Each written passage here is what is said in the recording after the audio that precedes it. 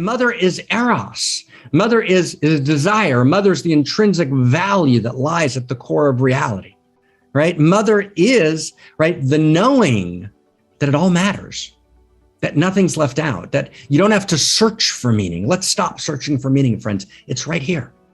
It's in every exchange, right? It's in every conversation, right? It's in every love story, right? It's in every gesture, right? It's not that there's a paucity of meaning, and it's actually, there's a plentitude of meaning. Every single moment is infinitely meaningful.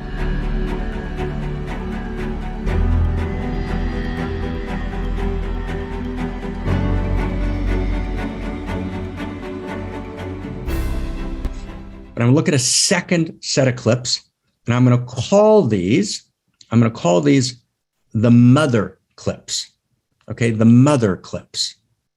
Now stay close. These clips are wildly important. Again, we're collecting these clips. We collected them and put them together. And I want to thank Jacqueline and Jamie and Krista, who did a gorgeous job in kind of creating this. So these are the mother clips, an unknown genre. And no one even realized these clips exist in the movie. And stay with us 3.5 minutes. No phone, no social media, no texting. Take your computer with you to the bathroom if you have to go to the bathroom. Let's stay in because you don't want to miss these clips. So we're going to look at now Christina Amelon. We're going to look at the mother clips. And let me just look at the number so I can give you the right number for them, for the mother clips. The mother clips. Hold on one second. Let's see what the right. Let's call it number 12. Number 12, right? Jason, son, mother clips, okay? So here we go. So sit back.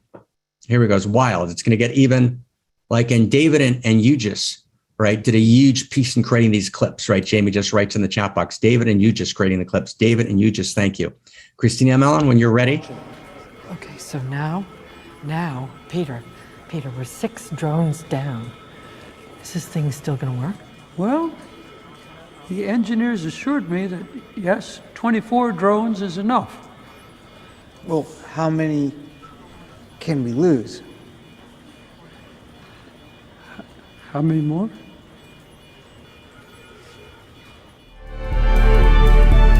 Commence simultaneous explosive separation stage now. Yo, Mom. Sir, the President, we need to know what the mission status is. She's coming right back. Screw this, I'm going to see my husband. I'm sorry, I've got a 20-year-old daughter. I've got to go see her. I'm doing an 8-ball. She's coming back. Of course, you've got a ship. It holds 2,000. It's state-of-the-art cryo chambers, and it's set to find the nearest Earth-like planet in a Goldilocks zone, so there's room for you. Look, and one other.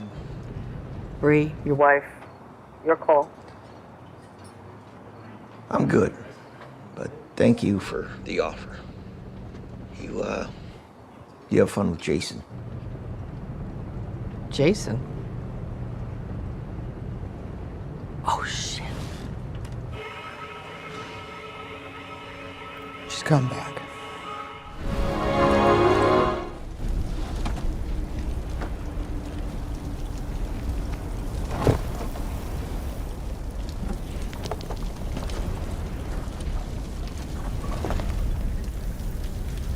Mom! Mom!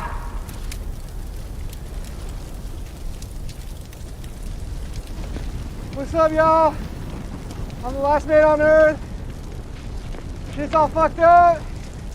Don't forget to like and subscribe. We out here. Ah! So let's take a look at that, everybody. You're like, oh my God, right? Who's with us here? Okay, this is unbelievable. Right, and this is where it starts. Okay, and this is, and I want to just ask everyone, just step in for a second. This is the last set we're going to do today. But I want to look at this set really careful with you, okay? Really carefully. It'll take us about 6-7 minutes. So what happens here? So what we did is we wove together. We created this clip when we wove together 5 or 6 different scenes.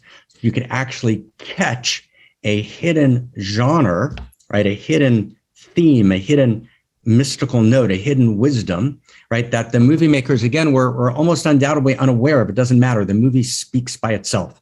So it starts with, how many can we lose, right? Jason turns to Bash, right? This is the Bash attempt to take down the comet. There was an earlier attempt in the movie that would have succeeded. Bash, right, the head of Bash, Peter Isherwell, gets the president, Janie Orlean, played by Meryl Streep, to turn the nuclear missiles around in order to try and commodify the comet because it has key rare minerals needed for cellular and other technologies, which is at the core of Bash's enterprise. And Bash paints a very utopian vision of what we can do with this comet. Now, I'm just going to put in one sentence I'm not going to talk about now. There's a combination in the high-tech sector of utopianism merged with profit and power. But that's a topic by itself that needs to be talked about and needs to be understood very deeply. But bracket that. But that's Bash.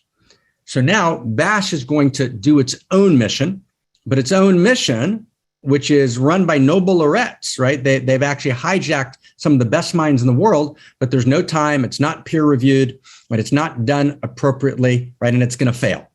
So here we are. So Jason turns to Peter Isherwell, the head of Bash, and he says, after a few of the rockets have blown up, he says, how many can we lose? And this is the first time in the movie where Isherwell goes quiet. He's silent. It's not a silence of presence. It's a silence of absence. Scene 1. Stay with me. Scene 2. Okay. Right. For the first time in the movie, the relationship between Jason and his mother becomes mother and son. For the first time, he says, yo, mom. He's never addressed her as mom. Anywhere in the movie, there's been a million interactions between them, but they're not mother and son. You can actually feel that's not what's happening. They're actually both participating in the same win-lose metrics and riding each other's coattails, and there's a coldness between them. There are 3 earlier shots in the movie, of Meryl Streep looking at her son, and you see a kind of disdain on her face, right? One of the scenes is as Jason is giving a speech at one of the rallies, right? And she kind of looks at him and he says, you know what I mean? And she looks at him like, who are you? So there's this disdain that's captured in 2 or 3, I think 3 shots, right? You gotta watch very carefully. And it's worth watching the movie again. But now something breaks out, this new moment. Yo, mom. Okay. Then the next piece of the scene, Isherwell realizes this is not going well. And he says, it's fine. It's fine. It's fine, everyone. Nature's calling. It's fine. I'll step out for a moment. He steps out, right? We realize later he's going into the space, he's going to abandoning spaceship, right, that they've prepared to escape the Earth's orbit. Then in the next second, Jason's mother, the president, Janie Orlean, says, yeah, I should step out also. Okay, now stay close, friends. And then what does Jason say? Jason says, she's coming back. She's coming back. Then camera pans in another direction. And then he says again, right? She's coming back. She's coming back. Now, friends, what's this about? So at the very core of reality, okay? And let's just see it. At the very core of reality is this moment of mother. And I want to unpack that moment in a second. Let me just give you a couple more pieces, and then we're going to do a 3-minute unpacking. And it's beyond heartbreaking, but it's also beyond beautiful. So what's the next moment? So the next moment is when Jane Orlean, Meryl Streep, the president, calls DiCaprio, Dr. Randall Mindy. She's now on the spacecraft. She offers him a place, right? And he says, hey, have fun with Jason. She says, Jason, oh shit. She's forgotten to bring her son. Right? Jason's not there, right? Then we flip back. Then the scene, a couple of scenes later, flips back to Jason, who's the only person left at the command center at Bash. And what does Jason say? For the 3rd time, he says, she's coming back. She's coming back. Then a couple of frames later, you have a picture of a baby. And the baby, of course, evokes the mother and the baby. And then the very last scene after the credits, So even if you've seen the movie, you probably didn't see this because it's after the credits.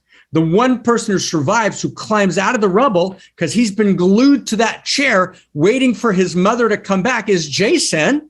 And what does he say when he comes out? What does he shout? Anybody, what does he shout in the chat box? Anybody, what does he shout? Anybody, what does he shout? What does he shout? Anybody, what does he shout? Mom, mother, mom. And that's what he shouts, mom. He shouts, mom, right? Mom. Like, wow.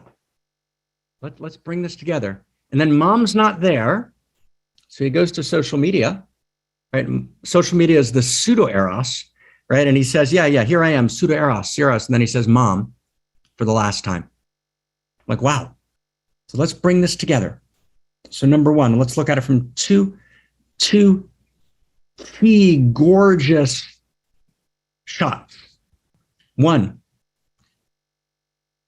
the most important advance in understanding human interiors, I would say in the last 100 years, was mapped by people like Fairbairn and Harry Stack Sullivan and Kohut and Donald Winnicott. And they talked about the early, Margaret Mallard did some of it, the relationship, Ainsworth, right? Bowlby in his four-volume work, Separation and Loss, published after World War II. They talk about the intimate relationship between the mother and the child, right? And what they essentially all say, each has a different piece of this, and it's something I've looked at for a few decades. It's wildly important, right? It's a new field of knowledge that didn't exist before. We didn't understand. We didn't have a depth understanding of this. They actually talk about each in their own way, that the wholeness, the joy, the power, the beauty, the goodness, the truth, the health, right, of the child is based on his relationship to mother, and particularly, writes Winnicott, on the baby's ability to know that mother will leave the room and she's going to come back. Right? And Winnicott calls that, he says, the ability for the baby to stabilize. And the baby stabilizes through what Winnicott calls transitional objects. So that might be a security blanket, where the baby invests the aura, right? The quality, the presence of the mother in this security blanket. And the baby then can locate and stabilize and know mother's there, even though I can't see her. I know she's coming back. And if a baby doesn't know mother's coming back, then the baby actually goes internally. There's a kind of mini insanity that plays out within the baby, right? And then all of the disasters of attachment theory, right, come into play. And all of the breakdowns of culture and all of the anxiety and all of the mental breakdown and all of depression, right, and all of addiction all comes from, right, this essential dimension of the intimacy disorder, because I don't have the experience that mother's coming back. Right? So that's piece one. Why? Right? Because mother, right, represents, incarnates, and we're now not talking just about the physical biological mother, but the physical biological mother alludes to, right, participates in, right, points towards this deeper sense of mother, right? Just like Jason walks out of the rubble and he calls mom. So Ramakrishna, right, at the altar would scream, mother, mother, mother. Right? And mother's the experience that I'm welcome in the universe. It's the experience that I belong here. It's the experience that value is real. It's the experience that it's not a tale told by an idiot, right? Full of sounds and furies signifying nothing day after day to the last syllable of recorded time. And this movie is about the last syllable of recorded time. Mother stands against that, right? The experience of mother, when Ramakrishna cries out, mother, right? What he's saying is, mother, I'm welcome here. There's a welcome sign in the universe. And when the postmodern deconstruction of value, right, wants to express, right, the horror of being denuded, right, of intrinsic structures of value and meaning, Albert Camus begins his book, The Stranger. And George Steiner alludes to Camus' book when he says, strangers are we, errants at the gates of our own psyche, right? The Stranger begins with the line, mother died today, or was it yesterday, right? Mother died today, or was it yesterday? And it doesn't matter because there's no mother. See, that's Jason, right? Jason, right? When he's before the shadow of the valley of death, right? Because death presses us into life, right? And this relationship, this non-relationship between Jason and his mother forgot to take him with her. And he sits there on the deck and he speaks for all of humanity, denuded of the mother. And he says 3 times in 3 different scenes, she's coming back. She's coming back. She's coming back. Mom. And he comes out of the destruction, out of the ark, and the first thing he screams is, Mom. Right? And it's the reclaiming of she. Right? Mother is eros. Mother is desire. Mother is the intrinsic value that lies at the core of reality. Right? Mother is, right, the knowing that it all matters, that nothing's left out, that you don't have to search for meaning. Let's stop searching for meaning, friends. It's right here. It's in every exchange. Right? It's in every conversation, right? It's in every love story, right? It's in every gesture, right? It's not that there's a paucity of meaning, and it's actually there's a plentitude of meaning.